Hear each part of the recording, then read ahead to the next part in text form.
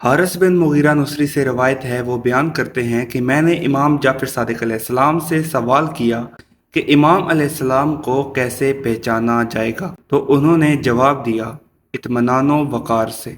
मैंने अर्ज़ की, इसके अलावा? फरमाया, तुम उसे हलाल व हराम का पूरा पूरा इल्म रखने, लोगों का उसका मोहताज होने और उसका लोगों से बेनियाज होने से पहचानना।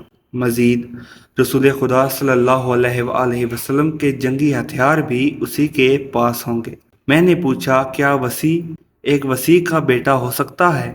तो उन्होंने फरमाया, वसी का बेटा वसी ही होता है, कोई दूसरा नहीं होता। एक और हदीस में है, अबुल जारूद से रवायत है, वो कहते हैं कि मैंने इमाम मोहम्मद बाक़िर अलैहिस्सलाम से कहा, जब अहले बैत अलैहिस्सलाम में से कायम अलैहिस्सलाम पर्दा गैबत में जाएंगे और फिर जब वो वापस आएंगे तो मैं इन्हें कैसे पहचानूंगा?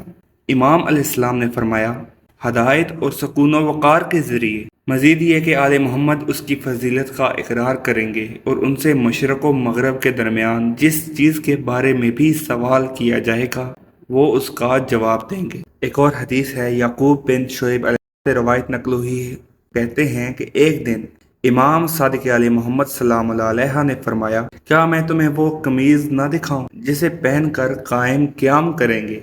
मैंने अर्ज़ की, क्यों नहीं? तो इमाम अलैहिस्सलाम ने किताबें रखने वाला एक संदूक मंगवाया और उसे खोलकर उसमें से एक सूती कपड़े की बुनी हुई कमीज़ निकाली और उसे मेरे सामने फैला दिया।